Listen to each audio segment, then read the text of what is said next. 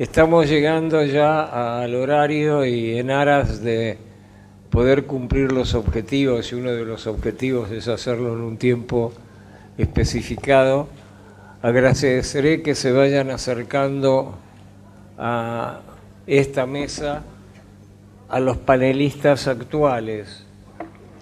Como saben, hicimos un pequeño cambio, que tenemos unas películas de, voy a decir Rosita, porque todos lo conocen por Rosita, me imagino, y de Klaus Pendel, que nos iban a decir unas palabras a través de televisión. Pero para cumplir el horario, lo vamos a hacer en un próximo break para que no retrasar demasiado la sesión. Bueno, yo me presenté ya hoy. Nuestra reporter, editora, es la doctora Daniela López de Luisa, una gran colaboradora mía. Y quiero recordar que en esta segunda sesión, porque a veces el objetivo lo vamos perdiendo, es tratar de encontrar los desafíos, los problemas que puedan surgir en la concreción de actividades conjuntas con la Unión Europea. La vez pasada tratamos, como bien decía Mauro, de encontrar una serie de keywords que fueran las que nos pudieran guiar como puntos de contacto. Keyword, por supuesto, que las tenemos que comparar con las keywords de la Unión Europea para ver cuáles coinciden, pero con toda seguridad la profundización de la actividad en esas keywords ha de presentar una serie de inconvenientes, una serie de problemas, una serie de desafíos que tenemos que identificar precisamente para después, en la tercera sesión, poder analizar y ver cómo podemos tratar de, no sé si resolverlo, pero sí de enfrentar esos desafíos para encontrar soluciones. Entonces, están aquí presentes Susana Finkelevich, Andrea Ricci, Carmen no la veo, sí. Estás ahí, Carmen Lagamba. Quiero aclarar que Carmen Lagamba ha sido una gran amigo de un hijo mío que falleció y que estaba en sistema, y que eso yo me vincula afectivamente mucho a Carmen. Y Gerardo Renzetti. Entonces vamos a empezar por este orden, y vuelvo a insistir que en este momento nos tenemos que focalizar en encontrar cuáles son las máximas dificultades que podemos encontrar, cuáles son las piedras que podemos encontrar en el camino para ver cómo las removemos. Bueno, muy bien, Susana, bueno, te cedo la palabra. Muchísimas gracias. Bueno, yo les voy a hablar como, como ex participante que he sido, digamos, de proyectos FP7, fui NSP, National Contact Point, justamente para ciencias sociales y económicas, y actualmente uno también se presenta, por ejemplo, tenemos un proyecto presentado con Alejandro, que él mencionó esta mañana, y se va presentando a distintas convocatorias, por lo cual, digamos, uno lo conoce de un poco de ambos lados del mostrador, ¿no? Quería empezar, como tengo poco tiempo, con los desarrollos positivos que se han producido últimamente en lo que se llama la cooperación científica y tecnológica entre América Latina y Europa. Primero, que es la implementación de buenos sistemas de información desde hace aproximadamente 2 años, o sea, el sistema de puntos focales nacionales, ABEST 1 y 2, los support projects, que realmente contribuyen mucho a la difusión de las convocatorias y a la forma en cómo hacerlas. Segundo, para mí es prácticamente lo más importante, es el sinceramiento de los objetivos de las convocatorias. Antes se hablaba mucho de cooperación y así bajito y bajo la mesa decían, no, pero mira que no es cooperación, es licitación. Ahora se lo llama licitaciones, me parece mucho más claro, sabemos mucho mejor dónde estamos parados, ¿sí? Y cómo tenemos que responder a estos llamados. Y otra cosa muy positiva es la convocatoria a propuestas previas a convocatorias de proyectos, o sea que se convoque a hacer una propuesta breve. Igual hay que tener armado más o menos el proyecto para hacer esta propuesta, hay que tener armado un consorcio, hay que tener armada la idea fundamental, pero digamos a uno lo salva de tener que hacer, si no lo aprueban, no hace todo el papeleo. Si uno entra en la shortlist, tiene que hacer toda la burocracia correspondiente, pero ya vale más la pena, uno está más alentado. O sea que creo que eso es un desarrollo muy positivo de las convocatorias. Luego caemos, uno de los problemas que tenemos, de las piedras que encontramos los argentinos en el camino, es la falta de visibilidad como científicos o como grupos o como equipos en Europa. O sea, los científicos argentinos, ya sea porque muchos de nosotros hicimos posgrados en Europa, o porque hemos vivido ahí, o porque hemos tenido oportunidad de conocerlo, o porque realmente, digamos, nos interesan los sistemas científicos de los países desarrollados, la mayor parte, diría un 95%, permiso, pero voy a pasar de mi aspecto taxi a mi aspecto libre, porque hace mucho calor acá arriba. Casi todos los científicos argentinos sabemos cómo funcionan los sistemas de ciencia y tecnología europeos, sobre todo al CNRS lo conocemos al dedillo, ¿sí? Porque nuestros sistemas han sido también muy calcados de los sistemas europeos, contrariamente a los de otros países latinoamericanos. Pero lo contrario no se da. Esto no es responsabilidad de la Unión Europea, esto es obviamente responsabilidad de Argentina, visibilizar los sistemas y la producción científica. ¿Cómo puede lograrse esto? Incrementando el intercambio de científicos, dije intercambio, no solamente ida de argentinos, sino trayendo europeos acá. Los doctorados sándwich. Los doctorados sándwich son una cosa que se lleva a cabo muy exitosamente en Brasil y que consiste de los 3 años que tarda un doctorado en general, hacer 1 año en Brasil, mandar a la persona mediante acuerdo a una universidad europea, en general es Alemania, y volver y hacer el 3er año y la tesis en Brasil. Hasta ahora han sido muy exitosos y se facilita justamente la mutua comprensión. No solamente eso, sino que Brasil está logrando imponer una marca Brasil en Europa, ¿sí? Es muy raro ir a algún gran congreso europeo donde no haya un stand de Brasil, con la bandera brasileña, las camisetas brasileñas y toda la producción brasileña, ¿sí? Pero creo que es una cuestión muy positiva. Y otro medio posible es la visibilización del país en congresos internacionales. Stand Argentina, marca argentina, exhibición de la producción argentina, de una forma mucho más masiva, más grande de la que se hace ahora. Y un rol muy importante en este caso, que por ahora cumple muy poco, la verdad, es el rol de la difusión y apoyo por parte de las embajadas argentinas en la Unión Europea. ¿Sí? La presencia, por ejemplo, de miembros de la Embajada Argentina en eventos científicos, tanto europeos como internacionales en general, es sumamente importante, y el apoyo que puedan dar a los equipos argentinos, las embajadas de la Unión argentinas de la Unión Europea, en todo lo que se refiere lobby, contactos y demás, es algo importante que no está por ahora suficientemente alentado. En cuanto, ya sé que me queda poco tiempo, en cuanto a los desafíos actuales, hay que, en eso me pliego completamente a lo que dijo Alejandro esta mañana, hay que incrementar la claridad de las convocatorias. Muchas veces no está en claro cuál es el objetivo. Bueno, un ejemplo fue esta convocatoria a la Escuela de Mercosur Digital. Tuvimos reuniones en Argentina, Brasil y Uruguay, y responsables de ciencia y técnica y TIC en los respectivos países, no irresponsables y representantes de la Unión Europea en los respectivos países, no tenían en claro cuál era de verdad el objetivo del proyecto. O sea, esto es una escuela virtual de sociedad de la información, es una escuela de comercio electrónico, no estaba claro. Digamos, son convocatorias multimillonarias en euros que implican mucho esfuerzo, mínimamente tiene que estar claro de qué se trata. Y luego, de qué es lo que se quiere, qué es lo que quiere la Unión Europea. ¿Quiere proyectos donde haya innovación? ¿Quiere proyectos donde se cambie la manera de hacer las cosas? ¿O quiere business as always?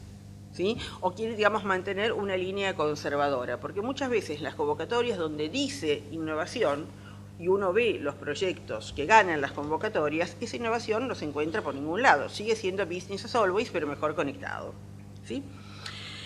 Otro desafío que tenemos, y que estábamos hablando un poquito en la pausa almuerzo, es reconocer que los campos del conocimiento son cada vez más transdisciplinarios. ¿Sí?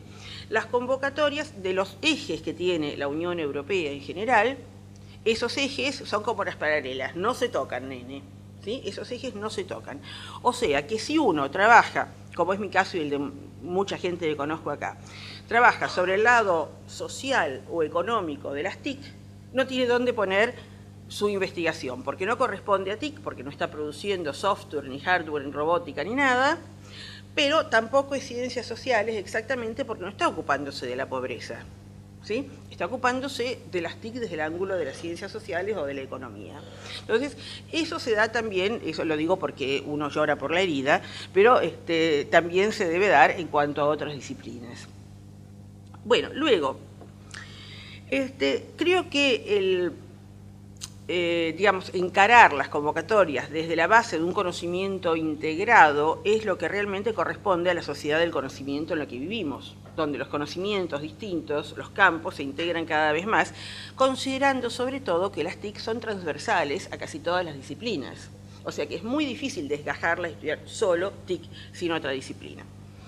Un punto 3, un tercer desafío actual, sería, bueno, incrementar la claridad de las convocatorias. O sea, qué es lo que se quiere obtener del proyecto y cuáles son las reglas de implementación del consorcio. A ver, en general yo voy y creo que todos ustedes van a muchas de las convocatorias que hace ABEST y leemos todo lo que está publicado en la página de Cordis y creemos haber entendido en general con una convocatoria cuáles son las reglas y si uno no entendió puede llamar a ABEST y en general le contestan, pero no es así.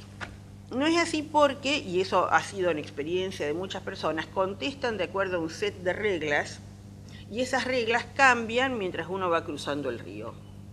¿Sí? Eso no debería ser en ninguna convocatoria, y menos en convocatorias, digamos, de esta categoría. Me ha pasado a mí, sin ir más lejos, hubo una convocatoria dirigida exclusivamente a Argentina. ¿Sí? Perfecto, había que ser dirigida a políticas públicas y demás. Bueno, muy bien, preparamos un consorcio con equipos europeos que les interesaba el tema.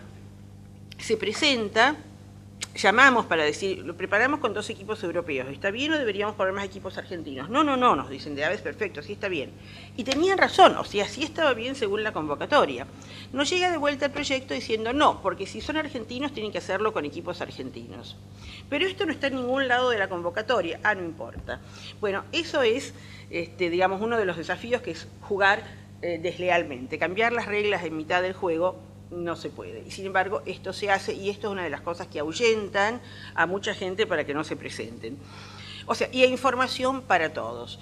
El doctor Wagner estaba preguntando dónde están los jóvenes hoy. Bueno, gran parte de que no están es que las invitaciones no llegan a los lugares donde están. La mayor parte, yo estoy dentro del sistema CONICET, desde adentro del sistema CONICET. Y realmente puedo asegurar que no solamente hay un enorme entusiasmo en la juventud por la investigación, sino que se resignan a salarios mucho más bajos que en el sector privado por participar en la investigación. Pero realmente esa gente no está solo en las universidades públicas, está en los organismos del Estado, está en ONGs, hay una cantidad, un vasto mundo, digamos, de investigadores al que no llegan las invitaciones. A las universidades tampoco llegan muchas veces, por razones como las que dijo Alejandro, y esto es una autocrítica al sistema argentino, tampoco llegan las invitaciones. Bueno, para terminar, creo que es necesario ampliar el universo de los participantes, porque aquí, digamos, en esta cooperación estamos corriendo este diálogo, estamos corriendo riesgos muy serios. Uno es justamente la intensificación y autorreproducción de las élites de científicos. Una vez que se entró a un proyecto del FP7, es muy por contactos y demás, es muy probable que se siga entrando. Bueno, muy bien, pero ¿qué pasa con los que no pudieron entrar una primera vez? Y es como que si no pudieron, ya quedan afuera.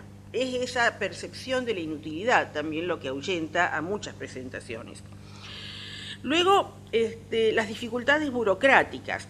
Estas dificultades burocráticas todos sabemos, aunque muchos fingimos no saber, que existen en Europa empresas que están dedicadas justamente a armar los proyectos llenando todo el papeleo burocrático. O sea, que uno tiene más posibilidad de ganar un proyecto no porque su equipo, su centro de investigación sea un centro de excelencia científico y tecnológico, sino porque puede pagarle a una empresa para que haga todo esto y porque tiene, lo que decimos siempre, el amigo que puede hacer pasillo en Bruselas, ¿sí? Con lo cual, las mayores posibilidades de ganar un proyecto la tiene no necesariamente el equipo de excelencia, sino el equipo que pueda tener mayor capacidad de networking. Y si bien es cierto que los equipos de investigación tienen que tener ambas cosas, la realidad es que en la Argentina no se da. Ni las universidades públicas, ni las universidades privadas, ni los centros privados de investigación, ni siquiera muchas veces los de las empresas, tienen un equipo consagrado puramente a investigación y otro equipo consagrado a networking. Somos todos los mismos que hacemos lo que podemos, facilitado por Facebook. Hacemos lo que podemos y los networking son casuales. Por eso decía que la única forma de intensificarlo es hacer un intercambio, no solamente presencia en congresos, intercambios de científicos.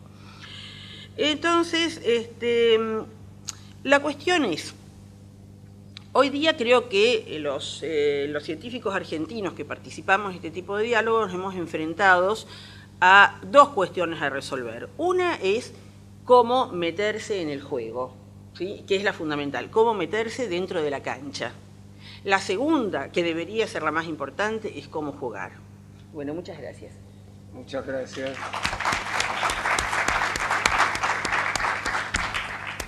Bueno, muchas gracias. Susana, ahora Andrea Ricci va también sobre el mismo tema, lo recuerdo, desde la perspectiva del lugar de visión, cuáles son los inconvenientes y si tiene alguna iniciativa, propuesta de cooperación o proyecto piloto a ser considerado con la Unión Europea. Le doy la palabra. Muchas gracias. Sorry, I revert to English once again. Right, let me pick on one of the things on which my colleague has insisted heavily, and the lack of clarity in the calls for proposals and all the damage that this lack of clarity generates. I think I fully agree with this, but I think that the real problem here is what happens upstream, what happens before the drafting of the convocatoria. And this again, I think, is directly linked to how effective is the policy dialogue. Last year I had the chance of participating to the evaluation of the entire INCO program, and I was very surprised to see that in a number of interviews, including with some of your colleagues here in Argentina, when I tried to ask the question, what do you mean, what do you intend by policy dialogue? 10 people, 11 different answers. So the lack of clarity probably originates much more upstream than just the concrete stage of drafting the text of the... So my personal view, very simplifying the matter because it's obviously a very complex exercise, but my main view on this issue of the policy dialogue is that there are at least two things that the policy dialogue should take responsibility for and guarantee effectiveness. The first one is identify priorities, identify thematic priorities that then can translate into convocatorias or anything else, but clearly identify priorities, and clearly in the case of international cooperation, these priorities have to be absolutely, completely shared between the parties around the table. There cannot be an asymmetry in this. A priority, by definition, must be the result of a process of consensus seeking. And I think there is much room for improvement in this process, which in turn, again, probably generates part of the consequences that you mentioned, the lack of clarity. The second pillar of the policy dialogue, to me, is to check whether the instruments available to then implement the priorities are the right ones, and to make sure that there is a good matching between the individual priorities and the instruments. And here again, I think there is quite a lot to be done, although at least the basic rules are rather obvious. So we tend to concentrate, when we talk about collaboration in research and development with the European Union, on the framework program, which is only normal, clearly. But I think that, and this was also one of the results of the exercise of evaluation that we carried out last year, there is a growing tendency to consider that joint research should be based on instruments that are, once again, more balanced in terms of the participation of the two parties. And this also means shared costs. Going towards a mechanism where the responsibility, the commitment of the two parties which cooperate is more balanced than schemes which are typical of the framework program, where the money primarily comes from one of the two parties. Of course, there are ways and means and there are priorities, but I think this is also a tendency which is already in place and which I personally think should be encouraged if one wants, once again, to get to the point where there is a real sharing and not an asymmetry, an imbalance, which then creates frustrations of all kinds. Now, on the theme of thematic priorities, and that's my second point, I don't have that many, don't worry, I have only 3 or 4. On the theme of thematic priorities, here again, I think the difficulty is in finding the right trade-off between top-down and bottom-up. Clearly, I think ideally one would go for a fully bottom-up approach, making needs analysis, listening to all parties involved and listening what do you think the requirements are, what are the priorities and the needs at the level of each laboratory, at the level of each thematic research community. And this has indeed been experimented in many regional and bilateral frameworks of cooperation. It has a lot of advantages, but it also has some drawbacks, which primarily are that there is a risk of generating a lot of dispersion and a lot of frustration. If you come up with 20 themes and then there's money to fund 2 or 1, and the whole exercise of having, generated this nice panel of 20 themes is perceived as in the best of options as a waste of time, in the worst of options as a major frustration. So I think this fully bottom-up should be somehow compensated by at least partial injection of top-down priorities, top-down basic orientation. And this is typically the work for the policy dialogue at the high level, before or at least in parallel to the bottom-up approach to elicit ideas from the grassroots of the research community. That was my second point. The third point, which has been touched directly or indirectly already by several speakers, in particular by Mr. Spadafora this morning, involvement of stakeholders as a major ingredient for the success of projects, but even above that, for the success of proposals. I think, as a statement, we all agree.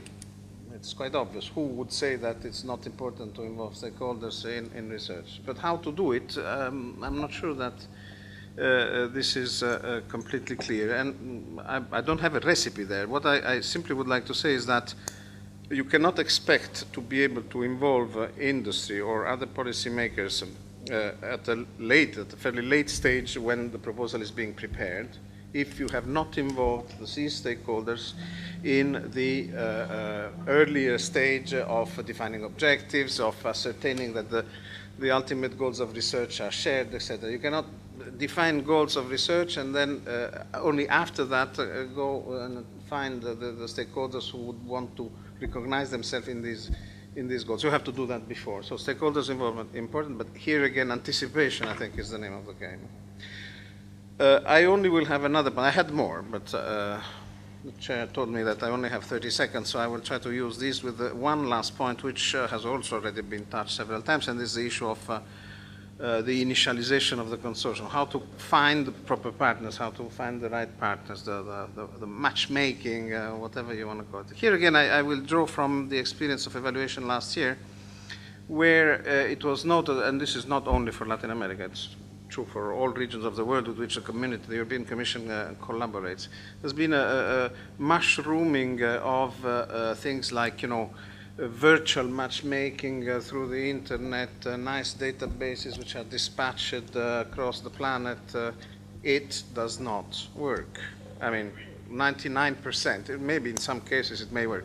But this is not the way to go. I mean, who would want to commit to prepare a major endeavor of research worth millions of euro, or at least hundreds of thousands, with somebody they have never met, they know nothing about, but they have received some information by even a reliable source. I'm not saying that the source is not reliable, but this is not sufficient to create the conditions, the basic conditions of a trust, to commit to something as engaging as preparing a research proposal, which will compel you to work with these guys for the next 3, 4, 5 years. Come on, I mean, you need at least to see them once and to talk to them and to know more than just what you can learn from a database of contacts. So I think two things here. One clearly is whatever is being done to map the competencies at the national level. This is fairly common practice. It has to be encouraged. It is the basis to generate the next step. But the next step can only be, I know it's costly, but things like, info days, workshops, seminars, face-to-face contacts. I don't think that there is another way to guarantee the level of trust that is absolutely necessary to put together a consortium with somebody. Okay, thanks. Thank you very much, Andrea. Y ahora la invito a Carmen, que nos dirige la palabra. Hola, buenas tardes. Ante todo, voy a tomar unos segundos para explicar lo que es ITS y específicamente ITS Argentina, porque nos hemos dado cuenta que hay muchísimos investigadores y muchísima gente que está trabajando en ITS sin saber que está haciendo eso. ITS son las siglas de Intelligent Transport System, así que serían todos los sistemas de transporte inteligente. ITS Argentina es una asociación que nuclea todos los organismos, en cierta forma, de gobierno, universidades y privados, ¿sí? Tanto empresas como consultoras y particulares, que trabajan en sistemas de transporte inteligente. Ahora, ¿qué significa? Es un ejemplo de TICs asociada. Específicamente, no es un ejemplo. ITS es sistemas donde se aplican las TICs al transporte para mejorando todo lo que es el tema de movilidad en una ciudad, toma acciones para poder monitorear el estado y optimizar la ciudad, mejorar la seguridad de los habitantes, ahí hablamos de seguridad vial, reduciendo el número de accidentes, y reduce la congestión, la contaminación ambiental y se puede racionalizar el uso de la energía. En síntesis, cuando hablamos de sistemas ITS, podemos hablar que por medio de estos sistemas alcanzamos lo que es la verdadera movilidad sustentable. ¿Qué es lo que nos pasa en Argentina? Argentina, cuando escribe o cuando se firma su agenda digital, ¿sí? Recién en mayo del 2009, dentro de los puntos que tocaba la agenda digital, el transporte no estaba como un punto estratégico. Pero cuando uno analiza los ejes de la agenda digital argentina, en todos los puntos el transporte está cruzándose, al igual que las TICs. Entonces hablamos de una transversalidad. Lo mismo nos pasó cuando se trabajó en el foro de Prospectiva TICs, el cual, bueno, varios de los que estamos acá hemos trabajado desde distintos sectores. Después de 2 años de trabajo, cuando se presenta el libro de Prospectiva TICs en el BINCIT, en diciembre de 2009, También podemos analizar que el transporte no es un eje prioritario, pero vuelve a cruzar todos los ejes que está en el libro de perspectivas. Recién ahora se está hablando dentro de lo que es la Agenda Digital de San Luis, se está hablando dentro del transporte de los sistemas de transporte inteligentes. Entonces, uno de los principales desafíos que tenemos nosotros como asociación es informar a la sociedad, informar a algunos funcionarios de ministerios y también a las universidades que están haciendo sistemas de transporte inteligente sin darse cuenta. Entonces, hemos creado dentro de la asociación el Comité de Vinculación de I+D+I. ¿Para vincularnos con qué? Con todos los actores que están trabajando en esta temática. Una de las primeras acciones que hizo este comité fue el año pasado viajar a Bruselas, en el cual tuve la suerte de poder viajar apoyado por varias personas, a lo que fue ICT 2010, en el cual, lo que se decía en la mesa anterior,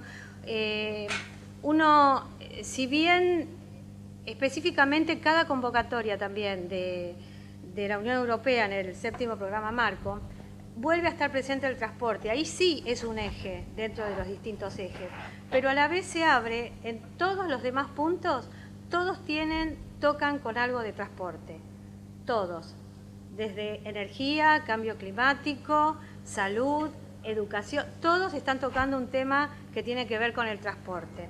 Entonces, uno de los principales obstáculos que tenemos acá dentro de Argentina es que se reconozca lo que son los sistemas de transporte inteligente como otro eje más. Nos suelen encasillar debajo del soft o debajo de hardware, pero cruzamos todo eso, cruzamos comunicaciones. Yo analizaba un poco la encuesta que se había hecho y me doy cuenta que de lo que se analizó en la encuesta de las áreas prioritarias, que voy a recordar que se habló de servicios, comunicaciones, gestión de gobierno y gobierno electrónico, productividad e ingeniería, educación y ciencias de la salud, los sistemas de transporte inteligente cruzan todas estas áreas y hasta dentro de otra creo que también la cruza. Entonces, uno de los desafíos es poner este tema en boca de todos y que realmente se pueda dar cuenta, tanto la ciudadanía como los distintos investigadores, de qué hablamos cuando hablamos de este tema. Un ejemplo que estamos haciendo en el país, el túnel Cristo Redentor tiene sistemas de transporte inteligente dentro de todo lo que es la parte de hard y soft, el tema de gestión de incidentes, el túnel Agua Negra, que es en San Juan, la autopista Buenos Aires-Córdoba, y así podría seguir con numerosos sistemas que ustedes quizás ven todos los días y no se dan cuenta que son sistemas de transporte inteligente. Un ejemplo es cuando si yo quiero hacer el check-in, ¿sí?, por la web o hago el check-in por el celular, estoy hablando de un servicio de transporte inteligente, ¿sí?, tomado desde el punto de vista de lo que es la parte de transporte aeronáutico. Si lo mismo voy a hacer, no sé, nunca hice un crucero, pero si tuviera que anotarme en algún tema para algún crucero y lo hago por web, sería lo mismo, pero un servicio al usuario para lo que es el transporte marítimo. Y así puedo seguir, porque el transporte no es solamente el transporte de carretera, no es solamente el tráfico o el tránsito, sino que abarca varios ítems más. Por eso esa es una pelea muy fuerte, una pelea o una lucha, vamos a llamarlo de esa forma, de nuestra asociación, de tratar de incorporar ITS. ¿Qué es ITS? ¿Qué hablo cuando hablo de ITS? Muchos de acá venimos de estar en una conferencia que se ha hecho también con Foresta, que es, 30 segundos, en Chile, en la cual hubo una mesa específica de trabajo de transporte inteligente, el cual compartí con Andrea, donde se tocaron varios puntos que nos cruzan sí o sí. Y uno es el tema de poder generar las plataformas nacionales y regionales de transporte inteligente, de mejores prácticas en transporte inteligente. Entonces, contestando las preguntas, ¿qué veo yo en los obstáculos? Bueno, como obstáculos vemos que nos falta financiamiento para poder generar foros o para poder generar redes nacionales que vinculen la temática del transporte inteligente. Esas redes y foros seguramente van a devenir en plataformas. Si yo consigo trabajar y armar una plataforma, van a estar vinculados los tres sectores y esas plataformas se pueden cruzar con las plataformas europeas. Cuando uno toca los puntos y uno analiza en la agenda estratégica de Europa para el 2020, podemos ver, vuelvo a nombrar, el transporte es un eje prioritario. Entonces, hay muchísimas plataformas en Europa sobre transporte, muchísimas plataformas regionales también dentro de los distintos países. Nosotros no conseguimos saber qué está haciendo la gente del sur o la gente del norte, o que tal universidad hizo un desarrollo, como puede ser la Universidad de Córdoba, que hizo un desarrollo de transporte de Green Car, que nos enteramos estando en el MinSit en una reunión, gente de la Universidad Nacional del Sur que hizo un desarrollo para un transporte especial para todo lo que era tema en minería, y nos enteramos cruzándonos, trabajando por otro tema, y así estamos. Entonces estamos tratando de relevar toda esa información. No tenemos un estudio de prospectiva. Cuando hablamos de generar un estudio de prospectiva, es dinero y no tenemos el financiamiento, y no tenemos los tiempos. Muchos trabajamos ad honorem para hacer esto, y el ad honorem nos saca tiempo para hacer otras tareas, y no vivimos del ad honorem. Yo cuando voy a comprar un litro de leche no le puedo decir, ponémelo a cuenta del ad honorem. Entonces, bueno, a veces es una lucha interna también este tipo de trabajo. Los desafíos es que los ministerios, tanto de Ciencia y Tecnología como de Planificación, y dentro de eso la Secretaría de Transporte, consigan unificar criterios y hablar de lo que son, específicamente de esta temática. Dentro de lo que es los grupos de trabajo de la Unión Europea, hay varios grupos de trabajo, entre ellos hay uno que es de TICS, donde lo lidera Finlandia y Chile. Y hay varios países que están trabajando en ese grupo específico. Lamentablemente el martes, y los que estábamos en Chile lo escuchamos, Argentina no forma parte de ese grupo de trabajo, está trabajando en otros grupos, pero específicamente en ese no está trabajando. Entonces, está trabajando México, Perú, Uruguay, Brasil y Chile. ¿Y por qué Argentina no está en ese grupo de trabajo? No lo pude entender, realmente no lo pude entender. Cuando hablamos también de crear estos mecanismos de cooperación en transporte entre Argentina, Chile y Brasil, ¿sí? Tenemos mucha logística entre los tres países para trabajar, tenemos que trabajar en la interoperabilidad de rutas, en poder trabajar en lo que es manejar los mismos, como se hizo con televisión digital, las mismas plataformas tecnológicas, tener realmente que yo con un TAC pueda pasar por una autopista a Brasil y por una autopista dentro de toda la Argentina y cruzarme también a Chile. No lo tenemos. Las autopistas nuestras argentinas, uno no puede, el mismo TAC que pasa por acá en la ciudad, no lo puede usar ni en San Juan ni en otra autopista, y por ejemplo no se puede pagar con tarjeta de crédito. Esos son unos sistemas que tenemos que tratar de trabajar en común, y esos son muchos desafíos por delante. Lo mismo, bueno, lo que decía Susana, concuerdo en las dificultades burocráticas, concuerdo con Alejandro en que Alejandro Prince, que faltan muchos sectores que tienen que estar acá. No veo a nadie de la red VITEC, si bien muchos participamos, somos de universidades, no vemos representantes de esas universidades. Así que son desafíos constantes. Y como propuesta, alguien preguntó cómo se podía trabajar, creo que ha sido tú, cómo se podía trabajar con estos programas o cómo lograr incorporarse. Nosotros aún no estamos trabajando en ningún programa marco, si bien de costado estamos trabajando en lo que es la plataforma tecnológica argentina que está bajo el proyecto FIRST. En esa plataforma conseguimos que el sector de ITS sea puesto como otro sector más y no debajo de lo que era software o hardware, sino que conseguimos, gracias a Silvia, a Vidar y a mucha gente, que consideraran transportes inteligentes como otro eje más. Lo mismo se está haciendo en Chile. Con lo cual, el tema es participar muchas veces en las convocatorias, ir a los congresos, estar allá tratando específicamente con los representantes de la Unión Europea en forma directa de su eje, como para saber las posibilidades que uno tiene de trabajo. Y el cruce que hay en esos congresos con las empresas y con las universidades y hasta con sectores de gobiernos es muy fuerte. Lo que pasa es que en ICT, por ejemplo, 2010, éramos 6 personas de la Argentina nada más, ¿no? Sí.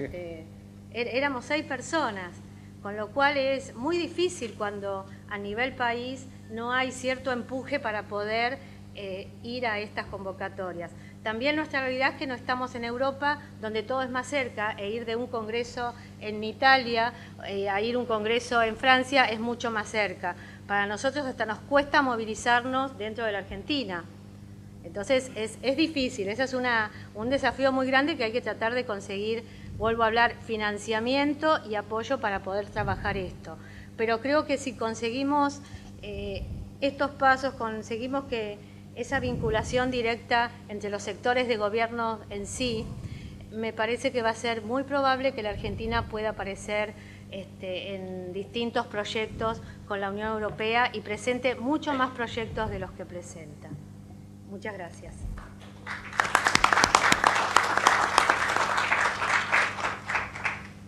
Bueno, lo invito, señor Gerardo, a que nos dirija la palabra. Le recuerdo que hemos definido un plazo de 5 minutos que generalmente se extiende a 7:30, pero lo tratamos de poner corto porque si pusiéramos 7:30 se extendería a 15, entonces eso, yo le voy a mostrar un cartelito por ahí. Bueno, muchas gracias Carmen. Bueno, entendiendo claramente el mensaje me queda solamente decirle gracias, buenas tardes. No, bueno, yo les voy a contar, mi visión va a venir del lado de alguien que pertenece a la industria de software y servicios informáticos, ¿sí? No soy una persona con experiencia directa en el ámbito de investigación, más allá de que tengo una vinculación muy estrecha y desde mis comienzos de trabajo independiente con la Universidad Nacional de La Plata. Yo voy a contar brevemente una experiencia práctica que tuvimos en el año 2007 junto a la Universidad Nacional de La Plata. En aquel momento, quien hoy es vicerrector de la universidad era decano de la Facultad de Informática, el ingeniero Di Giusti, que después va a estar en el panel. La Universidad Nacional de San Martín y la Comisión de Investigaciones Científicas de la Provincia de Buenos Aires, presidida por Carlos Llanela, en ese momento también de la Universidad de San Martín, y un grupo de empresas pymes nacionales, conseguimos radicar en Argentina un ESI Center. El ESI es el Instituto Europeo de Software, ¿sí? Es el principal socio de CMMI en Europa, es quien más escampis a nivel de calidad de software en el continente europeo y en el mundo lleva, después de quienes lo crearon en Estados Unidos. Más allá de eso, el ESI es un aparato de I+D+I, ¿sí? Con fines muy pragmáticos, muy específicos sobre las áreas de aplicación. Como les decía, conseguimos traer para Argentina, Uruguay, Paraguay y Chile lo que se denomina el ESI Center Cono Sur. Para conseguir un ESI Center no es un tema sencillo, en ese momento solamente había 6 en el mundo, debíamos demostrar amplias capacidades de investigación en la región y obviamente con los 3 laboratorios de investigación y desarrollo de la Universidad Nacional de La Plata no fue suficiente. Ahora, ¿qué pasó? Como les decía, yo soy miembro de la industria, he trabajado también desde el año 2002 y 2003 mucho en la temática de los polos y parques informáticos que se han desarrollado en el país. Fui uno de los primeros en trabajar en Tandil, fui fundador del Polo de La Plata, estuve en la IPIP trabajando y colaborando, conozco las temáticas regionales. No fue muy difícil vincular las capacidades, ¿sí?, de exportación de conocimientos que tenía Europa en ese momento a través del ESI al tejido productivo, ¿sí?, del software y servicio nacional. Y fue muy difícil también poder hacer que nuestro tejido productivo de software y servicios a nivel regional utilice esas capacidades. Muchas veces porque se necesitaban fondos para poder explotar, muchas veces porque no se podía sacar un investigador de una línea que ya estaba financiada para trabajar en investigación costa a costa en temas específicos que hacían a nuestra industria. En ese camino, y en el camino de los polos, donde también trabajé en el CEFESI, en la Confederación de Empresas de Software y Servicios del país, que todavía sigue vigente y a la cual también pertenece la Cámara de Software, yo lo que veo es quizás muchas acciones, veo por un lado capacidad de financiamiento. Siempre esto lo conversamos con Silvia Vidar, que fue quien me vinculó a este evento y al que agradezco la invitación. O sea, existe el financiamiento, existen las capacidades de financiamiento y como bien decía Susana, muchas veces el financiamiento está direccionado y muchas veces hasta la venta de patente o de conocimiento específico que quieren forzar hacia nuestra región. Ahora, lo que yo no he visto dando servicios de consultoría estratégica a gobiernos provinciales, a gobiernos municipales, inclusive hoy al gobierno nacional, por eso estoy acá como Agencia Federal de Sociedad de la Información y me sumo a lo que dice Susana, de que cuando hablamos en términos económicos o sociales del valor que la creación de información y conocimiento y la distribución y manipulación del mismo tiene, muchas veces no se sabe dónde caer con ese tema. ¿Sí? Es difícil. Ahora, lo que veo como individuo de la industria es la falta, yo quiero subir un poquito más allá de la oferta que tenemos de financiamiento y de los temas específicos de las realidades. Lo que no veo es un plan nacional que contemple las necesidades país a nivel de desarrollo, que toque al sector social y que toque al sector productivo. O sea, ¿cuál es nuestro plan para el cual a partir de él podríamos utilizar estas capacidades financieras? ¿Sí? ¿Cuál es nuestro plan, no solamente de investigación pura, a la cual obviamente toda la industria respetamos y sabemos que debe existir, pero sí cómo convertimos esa investigación pura en investigación aplicada, que se mezcle transversalmente en el tejido productivo y que termine dándole beneficios al individuo, a la sociedad en sí, a nuestro país?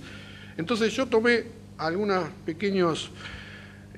para aprovechar bien el tiempo, o sea, yo digo, bueno, ¿cuál es el gap de las necesidades que tenemos hoy, ¿sí? de investigación para potenciar a nuestro país, ¿sí? con los planes que realmente tenemos a nivel región, a nivel federal? ¿Existe ese plan? Yo creo que no, que es uno de los desafíos de consensuar. Yo he caminado por provincias y he visto, como todos los que aquí estén presentes, esfuerzos duplicados, triplicados, sobre tecnologías disímiles, sin capacidades de potenciación en el tiempo, sin esa interacción con la universidad y el Estado en ese triángulo del progreso o de sábado, como lo quieran llamar, que es el que potencia realmente al ecosistema.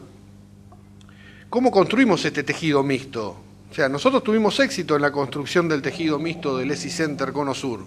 Hoy yo estoy invitado, el ESI fue fusionado por una corporación de I+D europea que hoy creo que ocupa el 5º lugar, que se llama Tecnalia, que no solamente investiga sobre los temas de TICs y telecomunicaciones, sino que tiene otras verticales como salud, aeroespacial, transporte, alimentos. Yo estoy viajando para allá para ver si puedo, de la misma manera que traccioné las capacidades del ESI, poder traer cuestiones de Tecnalia a Latinoamérica. Y estuvimos también, conjunto con Cancillería y con la gente del Ministerio de Planificación Federal, en Perú en noviembre, en el evento de ILAC 2015, un evento llevado adelante por CEPAL, ¿sí?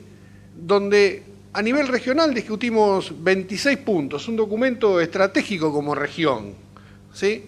Esos 26 puntos yo lo que he visto que cuando uno vuelve al país es muy difícil conseguir las capacidades económicas para que nuestro país avance sobre esos 26 puntos, avance en una discusión regional de qué significa como región alcanzar esos 26 puntos. Porque muchas veces se prestan las cosas a confusión. Cuando se habla de inclusión digital no es que llegar con fibra únicamente a la casa de una persona. Si yo llego con fibra es lo mismo que llegar con el caño de gas y que no vaya gas. Sí, la inclusión digital va mucho más allá. Yo a ese individuo lo incluyo cuando un chico de un pueblo chiquito, de cualquier localidad lejana de nuestro país, tiene el acceso a la información y al conocimiento con las mismas herramientas que mi hijo en Citibel. ¿Sí? Ese día puedo decir que está incluido. O cuando por un programa, como estamos trabajando en la agencia con el Garrahan de telemedicina, podamos hacer que algún pediatra atienda a un chico en el Chaco a través de un enfermero o un médico clínico básico regional con las mismas capacidades y derechos. Y ahí estoy incluyendo a partir de la tecnología. Si no, termina siendo tecnología en sí misma, que desde el punto de vista de un ciudadano no le encuentro valor. Entonces yo creo que uno de los grandes desafíos, como les decía, de la construcción de estos tejidos, de una visión unificada, es ver, después de que estamos parados sobre esa estrategia país y estrategia región, ustedes imagínense que como región nos comprometimos para el 2015 en trabajar en 14 grupos de trabajo, de los cuales Argentina tiene 13 presidencias. Esos grupos de trabajo son acceso a infraestructura, ¿sí? Toda América Latina y Caribe debe definir una política y un plan de acceso a infraestructura, gobierno electrónico e interoperabilidad, desechos tecnológicos, TICs y salud, innovación y apropiación de las TIC de MIPYME, un tema estratégico. Las TIC en sí mismas, si no se horizontalizan y agregan valor a la cadena productiva, ¿sí? Mucho valor no van a tener, o sea, no llegan a ningún lado. Contenidos digitales, software y servicios de tecnología de la información, teletrabajo, marco normativo, no es un tema menor. El marco normativo, hay cuestiones que no podemos resolver nada más con un financiamiento y un proyecto local. Si a nivel de tecnología hablamos de ciberdelito, por dar un ejemplo, no puedo legislar en Argentina y estar tranquilo de que con ese proyecto de legislación argentino ya tengo resuelto el tema de ciberdelito, porque el tema de ciberdelito trasciende la frontera. Entonces son temas de trabajo regionales. Entonces estos paraguas que hablo, de federalización, de país, de región, terminan trabajando también sobre un paraguas marco que es todo el universo de individuos de este planeta donde Europa está incluido. Tenemos comercio electrónico, gobernanza de Internet, género, que es un tema que han puesto específicamente en los temas de trabajo, financiamiento y desarrollo digital para la educación. En esto lo mismo, o sea, cuando empezó el plan de Argentina Conectada, lo primero que parecía que salía al mundo eran solamente las netbooks, y que las netbooks iban a estar 3 millones de netbooks distribuidas por todos lados y no se sabía ni cómo se iban a mantener, ni qué contenidos iban a tener, y quién iba a gestionar ese contenido y sobre qué plataforma. Y primero parecía que solamente salían con un simple buteo de Windows XP. Bueno, finalmente las netbooks salen con doble buteo. A través del Ministerio de Planificación se está construyendo en Benavides un data center que va a tener 2.000 metros cuadrados puros de área de TI. O sea, para que se den una idea, entran 350 racks de alta densidad por área, y desde ahí la idea es trabajar las TICs y conseguir las capacidades para que nuestro tejido productivo nacional de software y servicios puedan producir software y que ese software sea explotado en el concepto de nube desde ese data center, donde el Estado pueda trabajar la interoperabilidad en un proceso inverso, ofreciendo servicios de software, por ejemplo, a los municipios en un concepto integrado de alta calidad.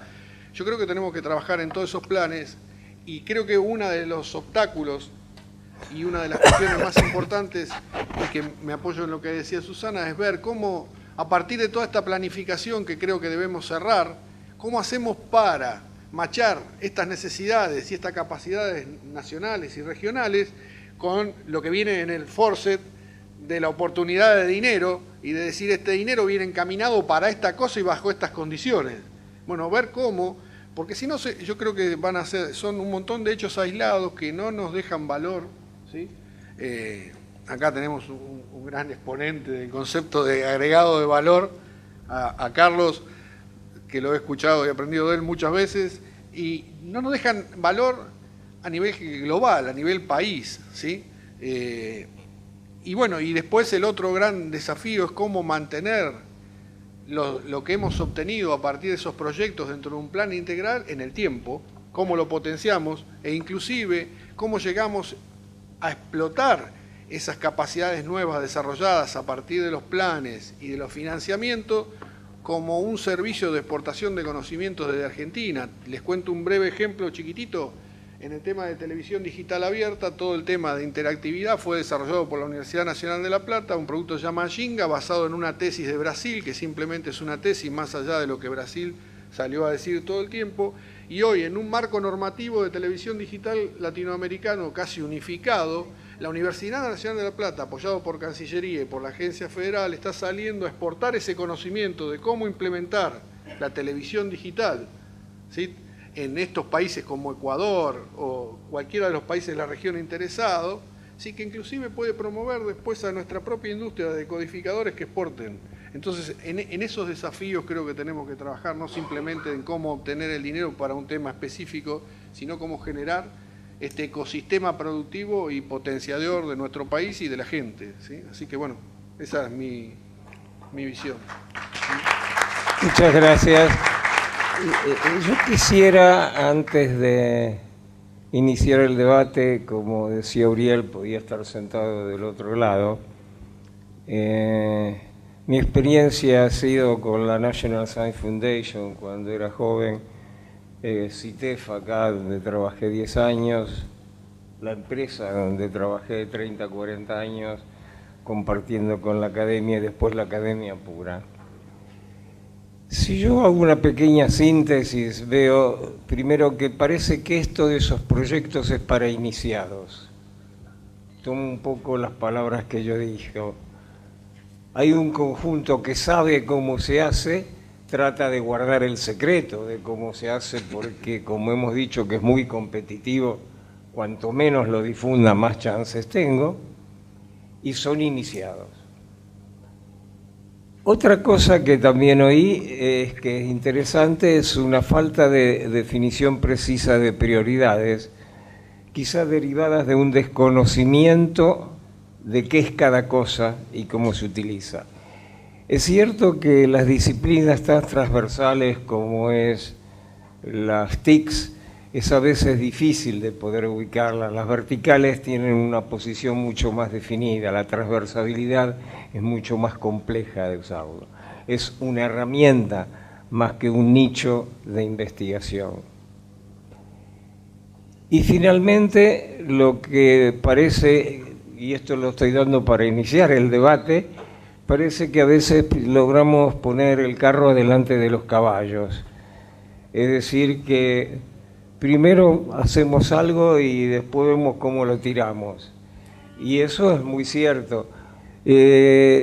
Nosotros hemos intervenido mucho en la televisión digital.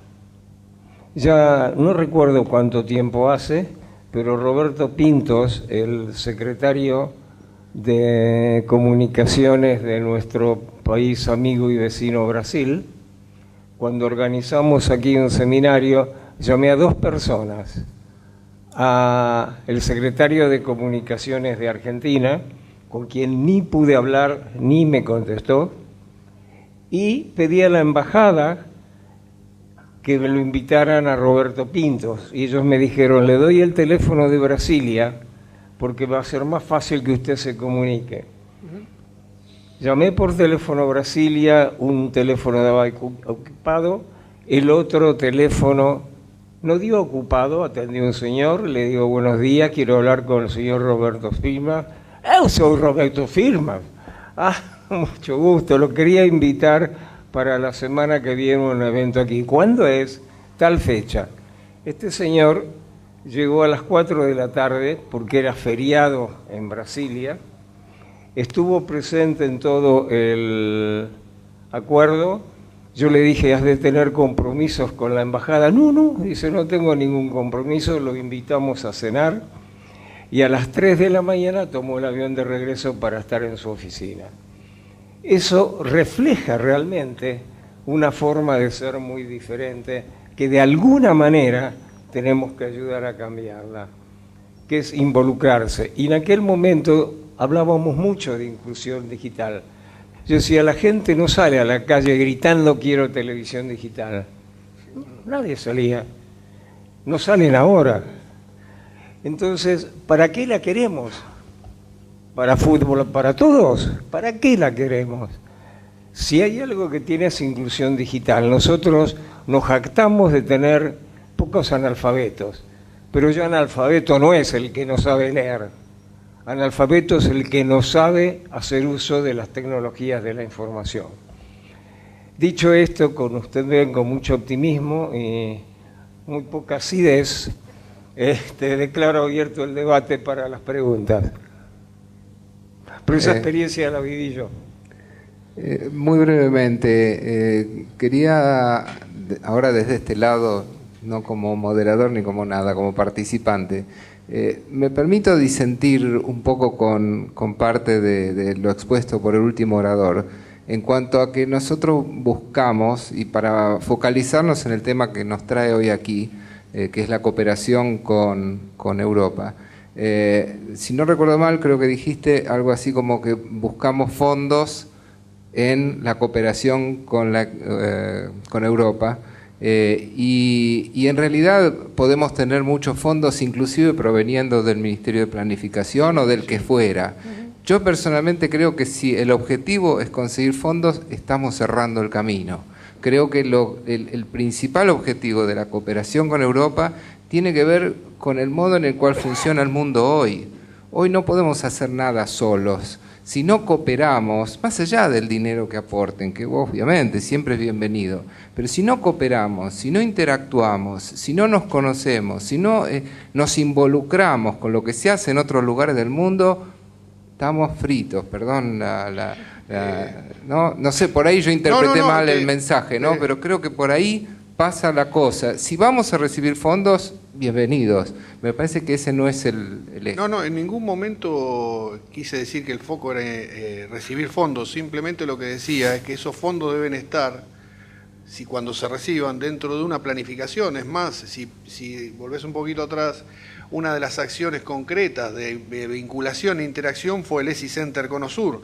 Nosotros recibimos 2 premios Sadowski a la inteligencia argentina por parte de la Cámara de Software, compitiendo en uno con Intel y en otro con IBM, quedamos segundo como ESI Center, o sea que éramos un grupo pequeño por la capacidad de vincularnos a un aparato de I+D europeo. Obviamente que hay que estar vinculado. Lo que digo que hay que entender son cuáles son nuestros intereses país-región para ver cómo nos vinculamos con esos intereses que decís vos, y ahí sí explotar los fondos si existen, más allá de quién los provea, pero no tomar, como decían hoy, esos fondos para hacer algo específico y fuera de un plan. Eso fue lo que quise decir. Quizás me expresé mal, pero estoy de acuerdo.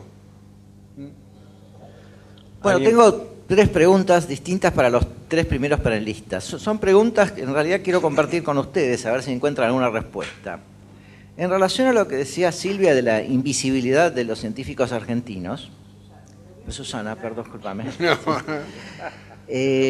Bueno, tenemos una academia que da un premio Nobel que vio un par de científicos argentinos. Entonces, la pregunta sería, ¿por qué si existió Milstein, si existió Leloir, seguimos siendo tan invisibles? O mejor dicho, somos invisibles para algunos, pero no invisibles para otros. Entonces, sería interesante pensar un poco más sobre ese concepto de invisibilidad. Con respecto a la segunda charla, la de Andrea, que habla de prioridades. Y ahí es donde creo que no llego a enojarme, pero sí estoy absoluto y totalmente convencido que nuestras prioridades no tienen por qué ser ni siquiera similares a las de la Unión Económica Europea. De hecho, hoy aquí, esta mañana, hubo un ejemplo. Me parece fantástico que se investigue la adherencia a los tratamientos de largo plazo de los enfermos crónicos. Y ese puede ser un proyecto en el cual podemos cooperar con Europa, pero en Argentina el Chagas es más importante, no les quepa la menor duda. Entonces, ¿por qué tendríamos que tener las mismas prioridades? No encuentro realmente ninguna racionalidad a priori en decir eso. Y con respecto a nuestra tercera oradora, la pregunta es, yo entiendo que los ITS son importantes, pero es un problema absoluto y totalmente sectorial y especializado. ¿Cuántos de esos hay en Argentina? Tenemos, se me ocurren en este momento 3 o 4, ¿no? Ayuda para todas las personas que tengan algún tipo de handicap. Se me ocurre cómo trabajar con comunidades nativas que a lo mejor su manejo del español no es tan importante. O sea, tenemos centenares de problemas específicos y no todos tienen la suerte de tener una representante aquí charlando, ¿no?, de cuáles son. Entonces, ¿cuáles serían los mecanismos para priorizar eventualmente cuál de esos problemas merecen más o menos atención?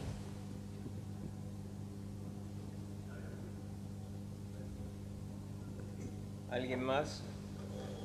¿Alguien una pregunta? Silvia.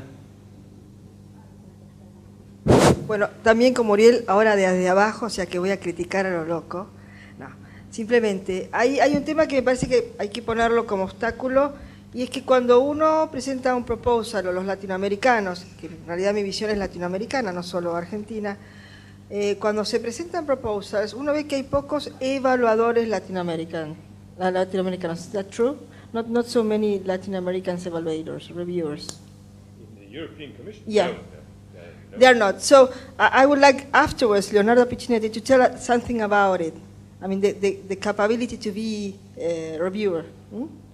Ese es un tema, o sea, no hay tantos evaluadores latinoamericanos. Necesitamos esos champions que se decidan a aplicar a ser evaluadores para tener una perspectiva un poquito más inclusiva. La otra es que todos estos proyectos como Foresta, bueno, Predial, etcétera, en los que estamos tratando de colaborar por un granito de arena, sirven de base para lo que realmente se está haciendo en la Argentina, que es mucho. En el próximo panel van a ver también otros ejemplos de lo que se está haciendo, y bastante. Entonces, tenemos que colaborar con lo que están haciendo los 3 panelistas argentinos, con la AFECIF de ahora, la Agencia Federal de Sociedad de la Información. Es un tema muy nuevo, tal vez no se conoce, pero me parece que sería muy importante también, en todos estos proyectos que va a estar empezando a recopilar, en conjunto con la otra área, bueno, MinCit, Mónica no está, Alejandra no sé si está, pero bueno, se está haciendo un trabajo y el gobierno también está haciendo. Entonces acá no se trata de decir, como decimos siempre con Susana, el efecto del macho alfa, cuál es el más importante, sino se está haciendo mucho, la sinergia de todo. Entonces, de ahí es que es muy importante, y agradecemos a Mauro, como coordinador del proyecto Foresta, esta oportunidad que nos da de diálogo a los argentinos. A eso nada más, devuelvo.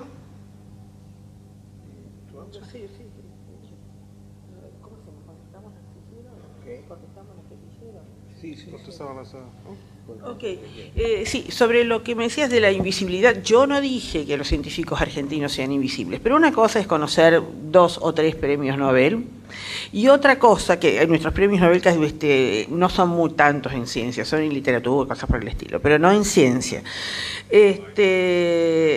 Y otra cosa es conocer el sistema de ciencia y tecnología argentino, cómo funciona y cuáles son las áreas de excelencia. Sobre todo teniendo en cuenta que al menos uno de esos premios Nobel lo obtuvo trabajando en Inglaterra. La cuestión para la cooperación, o sea, lo ideal para un proyecto de cooperación Unión Europea, América Latina, sería que se trate de equipos que ya están trabajando desde hace tiempo. Como se forman consorcios, generalmente se forman consorcios binacionales, porque apostamos más a los consorcios con Francia, con Austria, con España, con Alemania. Pero digamos, si eso se pudiera poner de acuerdo, es mucho más fácil responder a una convocatoria desde equipos que ya están trabajando, que se conocen, que saben lo que pueden dar y que tienen temas en común, desde equipos ya armados. Eso sería lo ideal. Ahora, ¿cómo se arman esos equipos? No se arman ciertamente por Internet. Uno puede casarse con alguien que conoció por Internet, pero no puede formar equipo de investigación con alguien que conoce por Internet en general. De modo que, vuelvo a decir, lo importante, tanto para poner en evidencia las excelencias del sistema, como para poder armar estos consorcios, es apostar más al intercambio de científicos, apostar más a posgrados de tipo sándwich, posgrados que exijan 1 año en el exterior en cooperación con universidades del exterior, ya sea de Europa, de Estados Unidos, pero digamos, eso es lo que nos garantiza que ya haya gente que esté trabajando junta, y ahí sí, ya una vez conocidos ya pueden seguir trabajando virtualmente, y llegar a una de las cosas que queremos de la sociedad, y que tanto hablamos de la sociedad del conocimiento, que son equipos internacionales trabajando conjuntamente. Muy bien. Yo voy a agregar una pequeña cosa. Yo creo que hay algunos caminos de corto plazo, que es el networking de una manera o de otra, y unos caminos sólidos y sustentables de largo plazo, que es el intercambio de estudiantes, no solamente de graduados, sino también de no graduados, que hagan sus carreras en otros lados, porque las relaciones sólidas que he logrado constituir han sido mis compañeros de aula, donde nos sentábamos juntos. Y eso lleva su tiempo, es proceso de 10, 15 años. Pero esas relaciones sólidas, esos conocimientos, son los que después posponen. Mi otra experiencia es que los proyectos exitosos tienen un inicio bottom-up, es decir, primero el qué se junta la gente que va a trabajar y el top-down viene el cómo se logra el objetivo. Cuando viene de arriba es fácil lograr los acuerdos.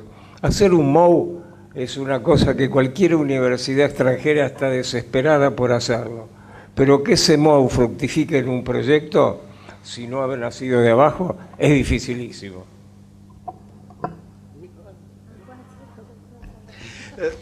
Just a couple of quick things on priorities. Why do we need priorities? Well, the easy answer is we have a limited budget.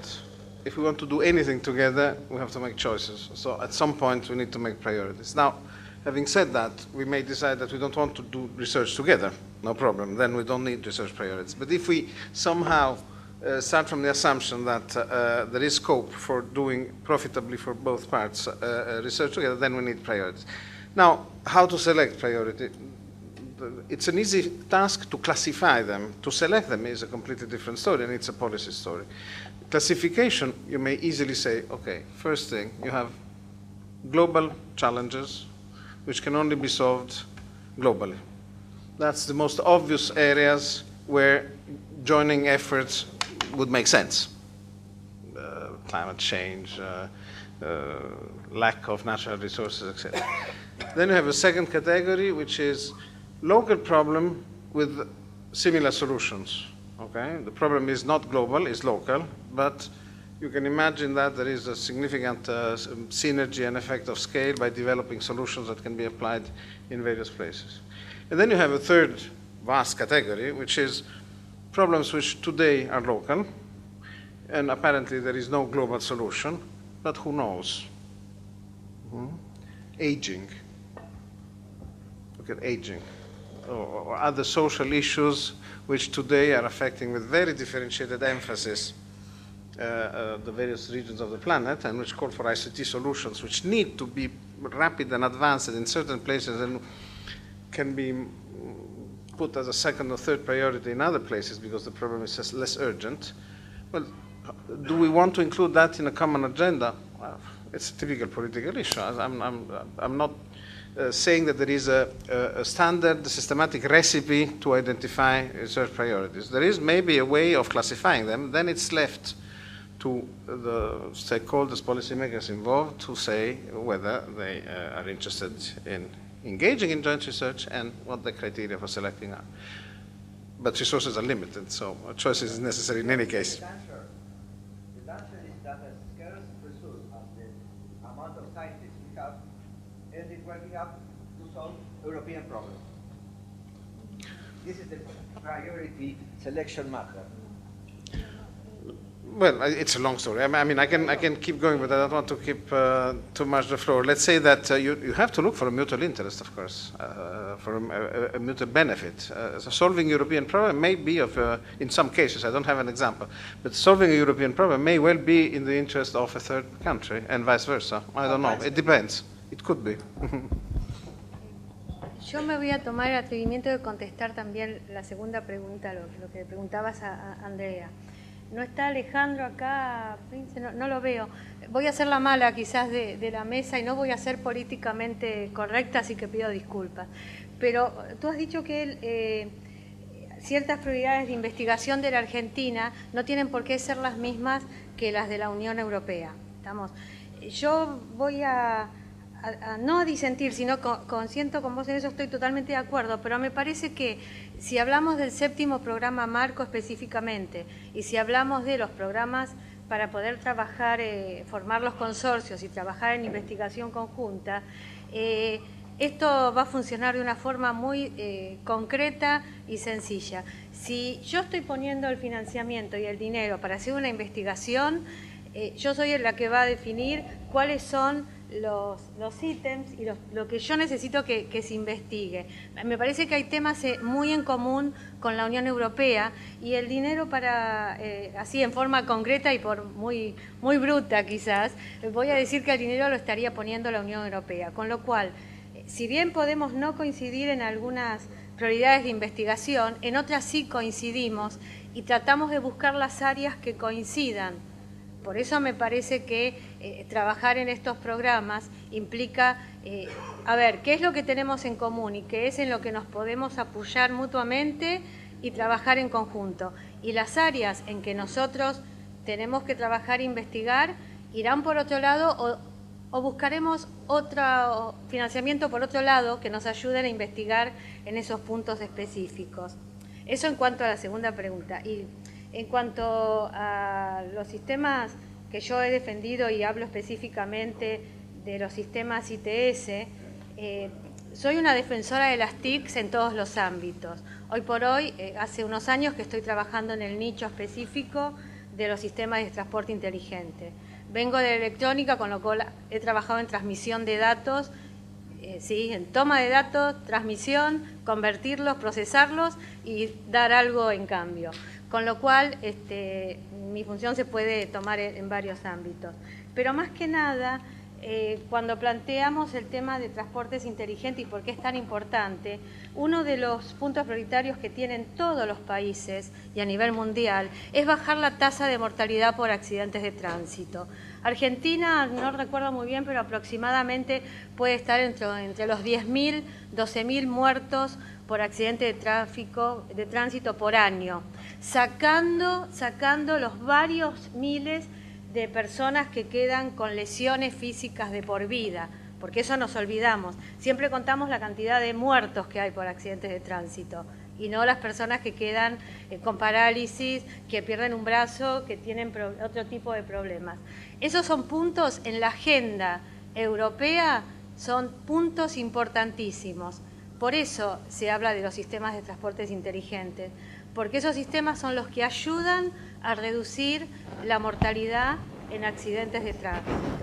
Por eso se ha creado también el tema de la Agencia Nacional de Seguridad Vial, que trabaja muy en conjunto en algunos temas con la Asociación ITS Argentina. O sea, la prioridad y el término del problema específico y por qué se trae a la mesa es porque no solamente, yo no necesito, puedo ir al aeropuerto y hacer el check-in en la ventanilla, ahí pararme, hacer la cola y hacerlo. Hacerlo por el BlackBerry o hacerlo por la web es algo que, bueno, me gano tiempo.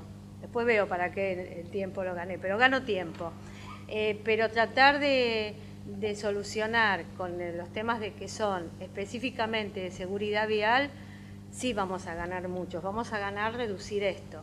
Y esto nos pasa a todos los países global. Todos queremos trabajar en lo que es la reducción de accidentes de tránsito, o por lo menos trabajar en distintos proyectos que hacen que se mejore, cuando suceden problemas de este tipo, se mejore la comunicación y que todo lo que sea servicios de ambulancias, hospitales y todos estén preparados para atender cuando surgen esos problemas. Eso es un poco lo que quería plantear. Vamos a tratar de ser lo más breve posible porque el tiempo es esclavo. Somos esclavos del tiempo, no esclavos. Okay. I will be short. Now, I think the debate is very rich this afternoon. And I like the provocations. You have to say something very, very interesting. You say that the risk is to solving European problems. And you answer, no, the problems are not only European, and you quoted a list of examples, etc. I like to support this because I want to be provocative as well. It is true that actually today the European programs framework is Eurocentric. Yes, it is true. And this is also what emerged yesterday in the same debate in Santiago. It is Eurocentric, but it's up to us, you, to change this trend as well. Wait. To change that possibility, that scenario. Why? Because you can change when you have the power of changing it. And who got the power of changing it? The one that has the money. Today, the European program is paid by European taxpayer. There is a logic of setting up visions that are solving European problems. The trend should be, well, let's enlarge, let's see that the problems are not only European and they are somewhere else. But for being able to be at the same table and have the same voice and the same power and the reciprocity, etc., there is the need of putting some Europe on the table as well. So my provocation today would be to stimulate you to wake up, to stand up, sorry, and to say we should eventually set up some push to our government, to our decision makers, to put some euros, 1 euro, 2 euros, something, according to a certain amount of priorities that you have identified that are matching with the European one, where tomorrow we can have, why not, joint calls, why not, joint programs with joint rules, with an agenda that match Europe and Argentina, and not only Argentina, Argentina and the other Latin America countries, in a paritatic manner. This is a strong message that could come from an audience like this one and later on in other events. So I am a provocator. Eh? I would like just to point that in evidence. My dream, and it is shared also by some of the Commission, I have to say, is to reach this kind of level of parity and exchange. There are today examples in other countries and in other continents. In India, there has been joint call, Euro-India. In Brazil, Euro-Brazil, and so on. Why not Euro-Argentina? Now, the critical mass, maybe the impact is not the one of India. So why not then a regional European call, regional, Mercosur, or whatever other group of countries. And here somebody today say, we have to also to spot which are the other country interests. Are they have interest in transport? Yes. They have the issue in transport? Yes. There is the idea of setting up the platform transport? Yes. But then this is a priority common. In Europe, there is the transport platform and calls on that, etc. So that is a little bit the stimulation and my provocation to you. I have to say something against it because it's not true in all points. The FP7 program is definitely not a developing program. It's a research program to strengthen European society. Yeah, that's the first point. And I can report, at least from one IPR I've been a review of, which failed, even being as an external part, was the MIT, the Massachusetts Institute of Technology, one of the 2 top universities in the US. This proposal failed because they show what the MIT is really contributing to the European project. And they don't ask for money. They just want to be part of the project. And it failed because of this missing explanation what they want to do for this project. I say another thing. You know, the Switzerland is not part of the European Commission, but they being part of the Framework Program 7. Up to for 4 or 5 years, they do not give money to the European community, but they took part on the proposals.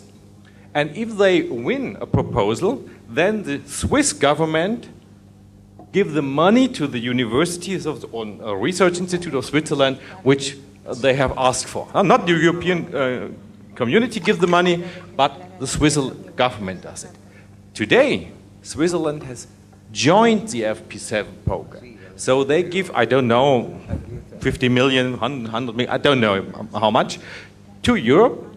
And the Swiss Research Institute participate at the European Framework Program called exactly the same like Germany, France, Italy, and so on.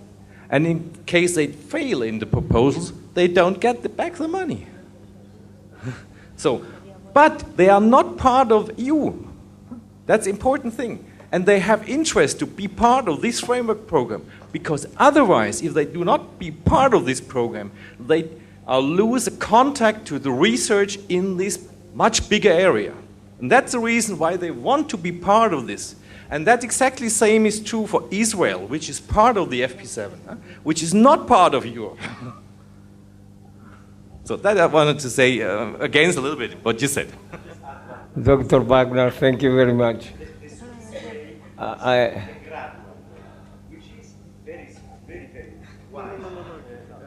I think yo agradecería que fuera esta la última pregunta y en todo caso para la sesión posterior a la siguiente podemos continuar el debate que es realmente muy interesante, pero el tiempo nos apremia. No, voy a hacer cortito, un poco apoyando la respuesta de que la ingeniería de la Gamba. Me parecía el chico de las pelotas de tenis, ¿no? Porque pasaba el micrófono. No, contestando un poco si era específico ITS. Yo, bueno, tengo que hablar bien de ITS porque soy presidente de ITS Argentina y además coordinador dentro de Vialidad Nacional de los proyectos ITS, con lo cual voy a hablar bien de ITS. Con respecto a si es específico, lo que dijo no es específico. El tema que la ingeniera dijo, el tema de salvación de vidas, el tema de polución ambiental, el tema de movilidad, el tema de congestión de tránsito, el derroche de energía, el tema de la competitividad, el tema del desarrollo de la economía y de la industria, y ITS ayuda a mejorar todo eso, no es específico. O sea, esa es la respuesta. Es transversal, sí, pero no es específico. O sea, esa es la respuesta. Bueno, muchas gracias al panel, pido un aplauso para ellos. Y vamos a entrar con el segundo panel tratando de hacer una transición de los apellidos para que cada uno se conozca.